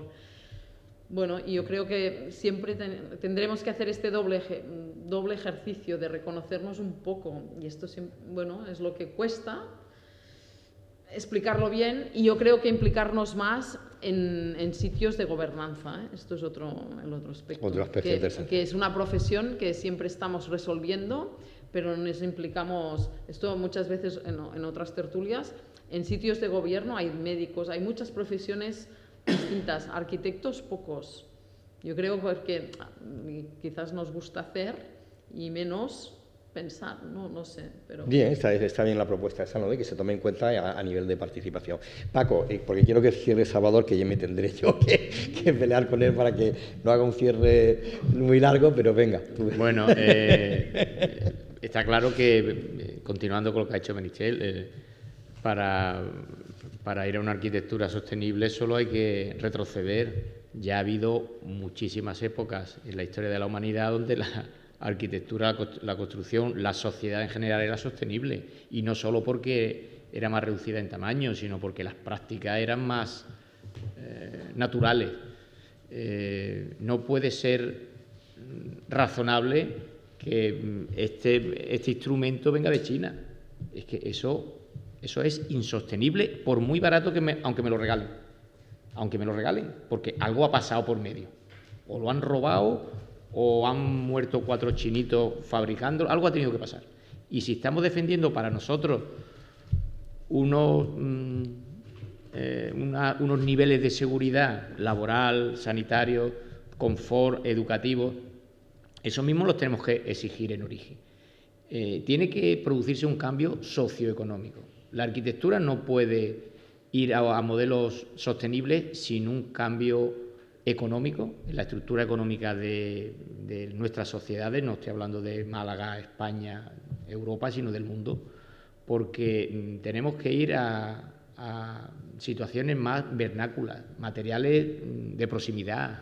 Los 15 minutos del supermercado, no solo del supermercado, del ladrillo, del cemento, y por algo se construye aquí en arcilla y por algo se construye en Canadá con madera. No es porque a ellos les gustará mejor los edificios de ladrillo y dirá, qué feo, estoy de madera hasta aquí, se lo lleva un huracán cada vez que viene, o te digo en el Caribe, y aquí construimos con ladrillo y anhelamos tener una casita de madera porque son más chuchi, ¿no? Pero no, aquí hay arcilla y allí hay bosques. Entonces, ese modelo yo creo que tenemos que ser conscientes, y entre todos. Ahí sí me voy también al comentario de Meritxell respecto a la gobernanza. Pedro, a lo mejor está feo que yo lo diga porque no me conviene nada, pero es que cada vez nuestros gobernantes van a peor. Sí, yo te apoyo, ¿eh? Van a peor. Entonces, socializar está bien en sanidad, está bien en educación, en cultura, incluso en acceso a la vivienda, pero a mí me gustaría que me gobernaran los excelentes, los buenos, y no está pasando. Entonces, por lo menos que escuchasen, ¿no?, a los profesionales, ¿no? Sí, es que el buen gobernante es el que se rodea de buenos consejeros. Y los buenos consejeros, según qué cosa, pues tendrás que traer. No va a traer para que te aconseje sobre arquitectura, no te va a traer a un carnicero. Pues no, bueno, perdón, ahora un carnicero puede que sí, porque es arquitecto. Pero que tienes que buscar entre la ciudadanía los mejores profesionales para que te asesoren. Y tú como gobernante, fijar un líder siempre ha marcado el rumbo. Y ahí es donde está el acierto. Yo creo que tenemos que, bueno, estamos hablando ya de política internacional, como quien dice, porque los gobernantes que necesitamos no son a nivel local, que también, sino ese cambio socioeconómico. Se está hablando que si el capitalismo está dando las bocanadas, ¿no?, ya los estertores de la muerte, pero yo creo que algo de sentido tiene ese comentario, ¿no? Hay que cambiar el modelo, y si no queremos que ocurra como ocurrió con el comunismo, con ese sistema socialista que casi ya se ha demostrado y se ha venido a menos, salvo en Oriente, bueno, China lo está manteniendo, pues tendremos que reinventarlo, y yo creo que va por ahí, y nosotros iremos a rebufo, la arquitectura irá a rebufo. Perdona, Pedro, por muy buenos arquitectos, muy buenas personas, muy buenos técnicos y mucha ética que tengamos, nosotros, por nuestros propios medios, no somos capaces de cambiar la inercia. Hay un transatlántico demasiado grande, demasiado pesado, como para que con un grupo en España somos 40.000, 50.000 arquitectos, seamos capaces de crear tendencia en ese sentido. No estoy de acuerdo con ese tema. Kiko, no estoy de acuerdo con eso, Paco. Esta semana, precisamente, hemos estado visitando las nuevas zonas verdes de los planes parciales que se están ejecutando ya con los edificios casi terminados, ¿no?, en la zona de Teatinos y en Comunidad de Limona. Lo que predomina en las zonas verdes, aquí en Málaga, con la falta de agua y la temperatura que hay, es césped. Extensiones de césped sin arbolado, que dé sombra, y alguna palmera. ¿Cómo se puede hacer hoy en día ese tipo de obra? ¿Qué diseño es ese? Ahora, cuando estáis hablando de la ciudad verde, una cosa es la teoría, que al final se convierte en cuentos chinos, y otra la realidad. La realidad es que la ciudad que estamos haciendo es justo lo contrario de la que tiene que hacerse. Absolutamente. Sí, totalmente de acuerdo, Pedro. La deriva a la que va arquitectónica y urbanísticamente la ciudad no tiene nada que ver con las exigencias del futuro. Quiero que termine, Salvador. Tú has abierto... Sí, pero terminas tú y ya le damos para ir cerrando con preguntas del público, que Pablo quiere preguntar. Tú has abierto otro melón interesante, que es tema de otro debate, que es si los políticos deben de rodearse de susurradores, que es de lo que se rodean, o de gente con un criterio crítico que le diga al político no lo que quiere escuchar, sino aquello que ayude a la mejor ejecución de los proyectos. Antes de pasarte la palabra, Pedro, discúlpame, para terminar con la pregunta, y enseguida te damos la palabra, quiero que Salvador, que además tenemos en la espalda este último proyecto de Salvador, que sé que en la ejecución tuya estás teniendo en cuenta el que es un espacio, un equipamiento que está con vistas al mar, abierto al cambio climático, a inclemencias de tiempo. No sé si al hacerlo blanco y viene otra calima se lo va a pintar de marrón o no, pero ¿cuál sería tu ecociudad de arquitecto con la exigencia? Brevemente, Salva, porque sé que tú puedes darnos una conferencia tremenda. Brevemente no. Micro. Vamos a ver, que aquí hay algún problema más gordo que ese. Te digo que hay problemas más gordos.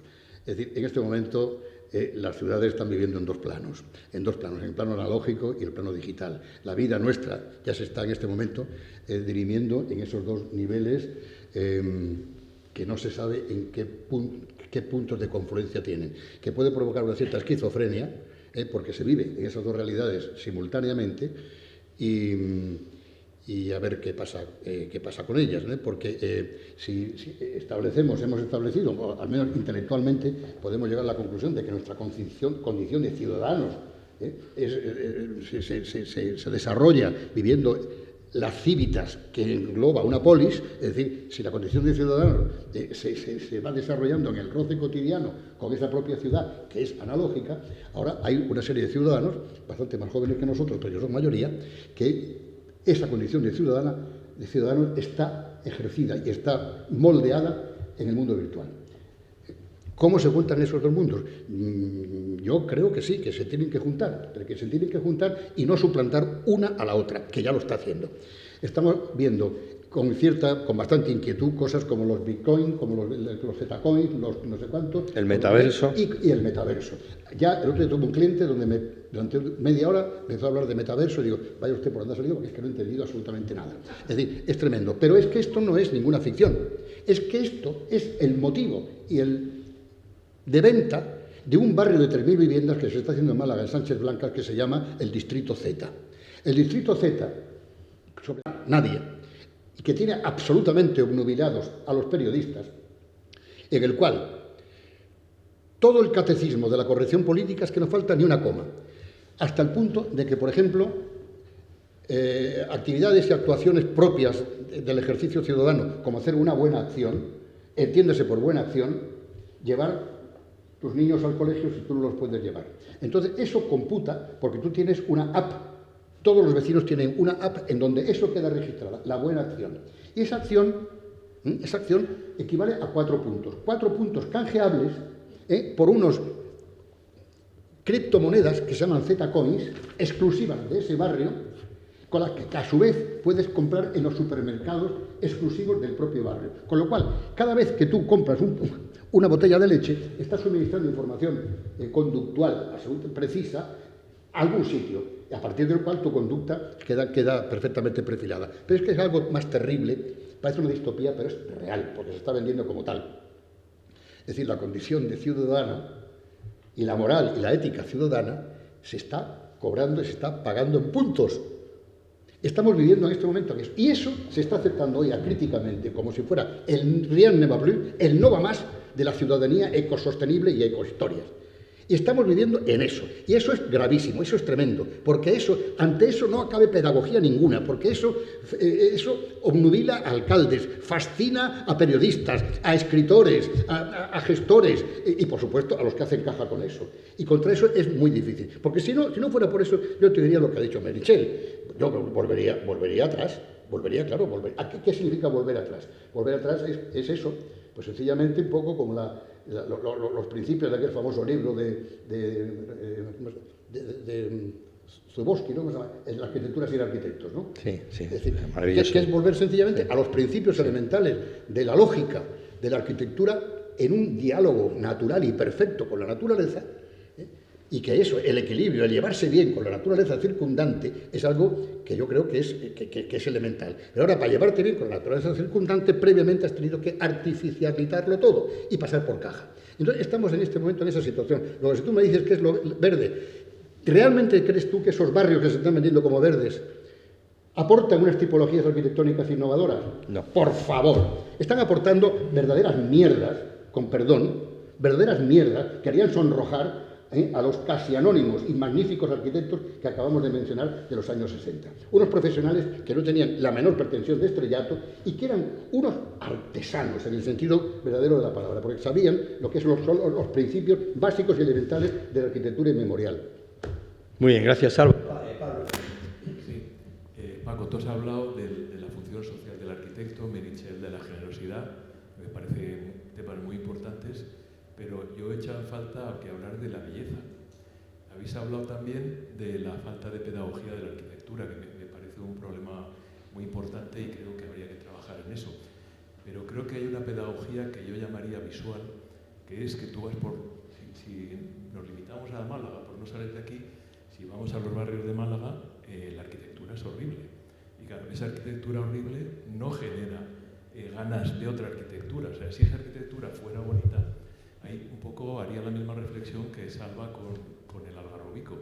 ¿Qué pensaba ese arquitecto de todos esos edificios que vemos en Málaga, que son bastante feos, haciendo eso, en vez de, a veces yo pienso, que quién le ha dado el título de arquitectura? Ya sé que como ingeniero, bueno, me meto con vosotros, ha sido de una manera un poco fuerte, pero creo que la arquitectura bella genera arquitectura bella y la belleza genera belleza, y la fealdad lo mismo. Sin duda. Sí, totalmente de acuerdo. ¿Queréis, alguien uno responde una a última Pablo? postilla sobre esto, que eso es verdad. Es decir, y generalmente, volvemos a lo de siempre, lo que de innovador tiene la buena arquitectura, pues al principio es posible que incluso produzca rechazo dentro de su intrínseca calidad. Ahora, ¿qué ocurre? Dale un tiempo determinado para que ese nuevo artefacto que aparece en esta ciudad que es mía y que no me han pedido permiso para tocarla, que es lo que puede pensar uno, y dice, coño, esa esquina de Montaner, con no sé qué, coño, que hay un solar y de repente han construido algo y no me han preguntado. Bueno, pues, ¿qué pasa? Que si es bueno, aunque al principio se produzca un cierto rechazo, hay un tiempo de aclimatación que mientras más corto sea, más capacidad tiene esa obra de insertarse en lo que sería la conciencia colectiva, digamos, de los ciudadanos. Y eso ocurre, generalmente es un indicador de la buena arquitectura. Hay edificios absolutamente refractarios al paso del tiempo. Absolutamente refractarios. Siempre ponemos el ejemplo, siempre lo ponemos, de hace 20 años, 30 años, de que cuando nuestro buen amigo Rafa Moneo, hizo nada más y nada menos, fíjate todo el compromiso, que es hacer un edificio para la previsión española justo enfrente de la Torre del Oro en Sevilla. Casi nada.